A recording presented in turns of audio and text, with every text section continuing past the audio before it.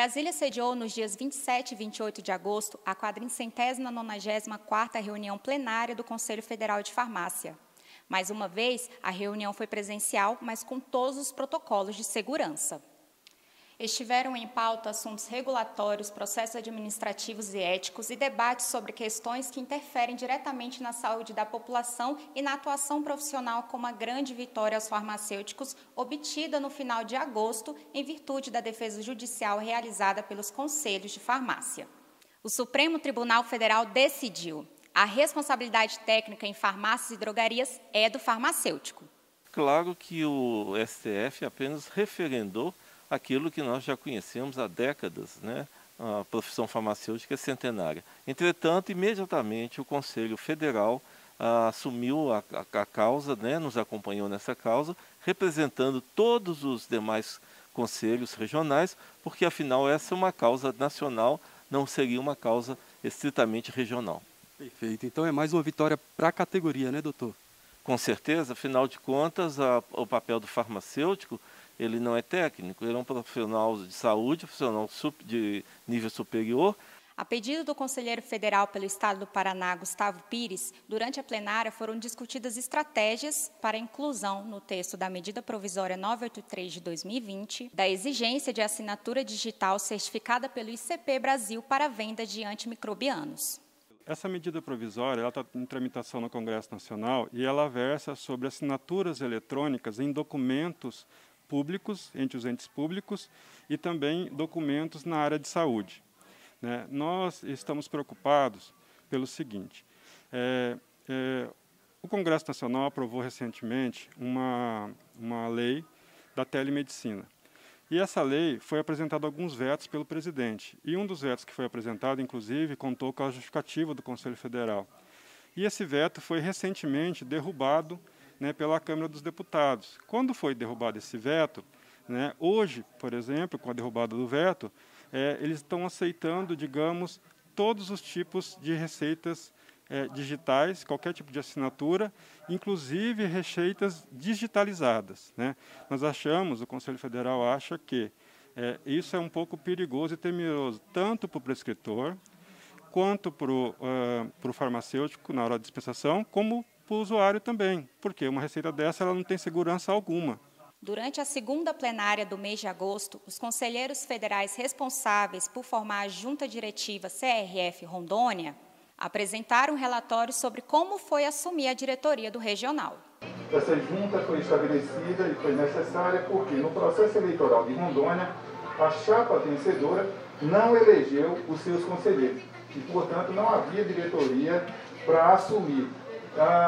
Com o objetivo de manter funcionando os trabalhos no Conselho Regional de Farmácia de Rondônia, essa junta foi constituída, ela foi presidida pelo Dr. Romeu, eu como vice-presidente, e o Dr. Marcos Aurélio na condição de tesoureiro. E nessa plenária, o CFF aprovou o credenciamento de um curso livre para a formação complementar em ozonioterapia, uma das mais novas áreas de atuação dos farmacêuticos. O conselheiro federal pelo Amazonas, Marcos Aurélio Ferreira, explicou por que é necessário o credenciamento. Esse credenciamento ele tem que cumprir alguns critérios. O primeiro deles é, por exemplo, a pessoa que vai pleitear a inscrição, o credenciamento, para ele realizar esse curso, ele ter competência legal para efetuar esse curso, é necessário primeiro que ele já seja uma pessoa que trabalhe nessa área, e o ambiente físico onde ele vai proporcionar ou ofertar o curso cumpra também algumas normas, mas a parte documental, ele tem que solicitar junto ao Conselho Federal o seu credenciamento. Esse credenciamento, junto com essa documentação que ele vai ter que disponibilizar, vai para a comissão de ensino, a nossa Comensino, que vai, através dos nossos peritos, no caso, vão analisar esse processo e vou ver se ele cumpre algumas regras determinadas pelo médico, como carga horária, coisas desse tipo. Volta-se, porque ele vai ter que ofertar também ambiente de prática, isso é importante também que se diga. Ele retorna e vai para a comissão de legislação, que a gente analisa o processo com o parecer da Comensino e é nomeado um relator no plenário para ele averbar esse credenciamento. A categoria pediu e o CFF atendeu. Durante a pandemia, está flexibilizada a Resolução 654 de 2018, que estabelece requisitos à prestação de serviço de vacinação. Esse curso ele foi autorizado por essa resolução e algumas entidades pediram o credenciamento para ministrar esse curso. No caso, a Sociedade Brasileira de Farmacêuticos e Farmácias Comunitárias, ele já foi credenciado em 2018. Em função da pandemia e em caráter excepcional, eles solicitaram que a gente flexibilizasse o horário das aulas práticas, que tem que ser presenciais, né?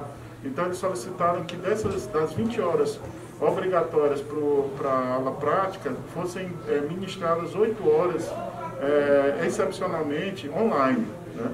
E aí o plenário decidiu por autorizar, enquanto durar a pandemia, para que a gente previna, né, justamente a infecção pelo coronavírus.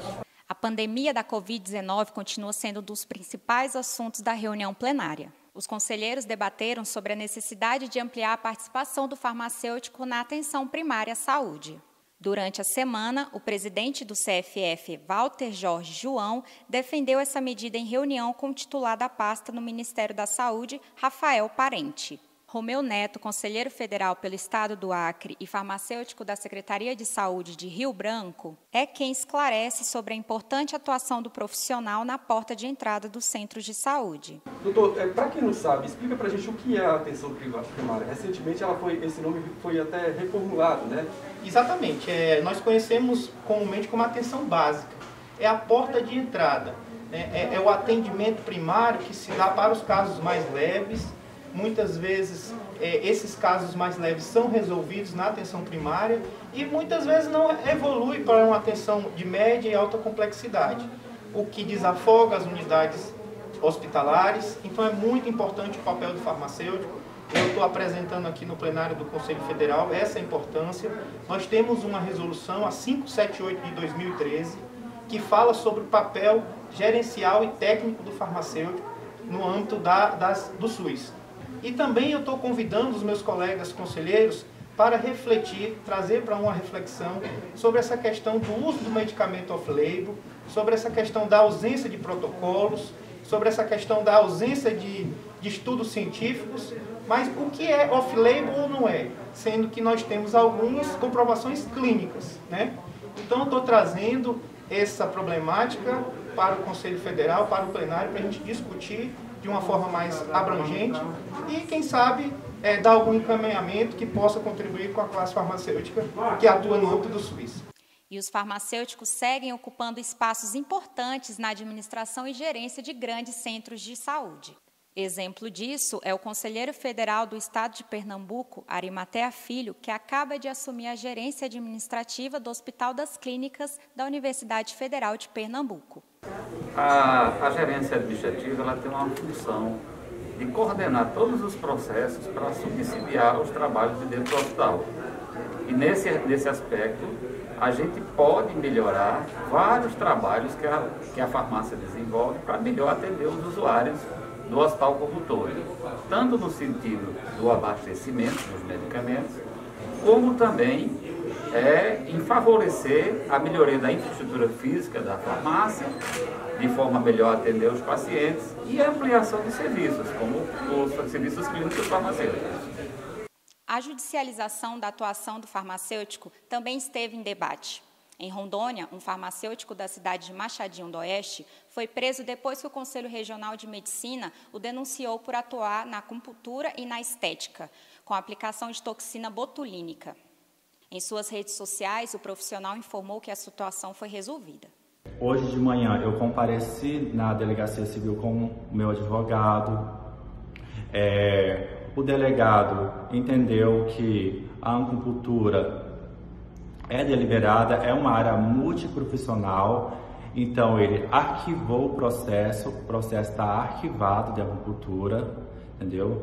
Porque é uma área que não é privativa médica, igual o CRM está soltando essa nota aí no site. Correto, pessoal? É isso mesmo. Como disse o Dr. Gendeone Cabral, o exercício da acupuntura é livre para todos os profissionais da saúde. Importante frisar também que os farmacêuticos estão autorizados a atuar na estética com alguns procedimentos, entre os quais a aplicação de Botox. Outros 2 assuntos de grande relevância foram abordados, mas ficaram para ser discutidos na próxima plenária. O primeiro é a revisão de regimento eleitoral. Os conselheiros foram orientados a analisar o regimento atual e propor alterações. O segundo, a regulamentação da profissão de técnico em farmácia. Com a decisão do STF, que não admite mais questionamento quanto à exclusividade da responsabilidade técnica em farmácias e drogarias pelo farmacêutico, o CFF deve publicar resolução sobre as atribuições desses auxiliares do farmacêutico.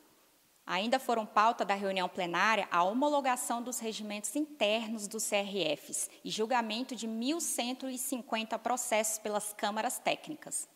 Farmacêuticos e farmacêuticas, nos encontramos no próximo programa. Compartilhe este conteúdo com seus colegas de profissão.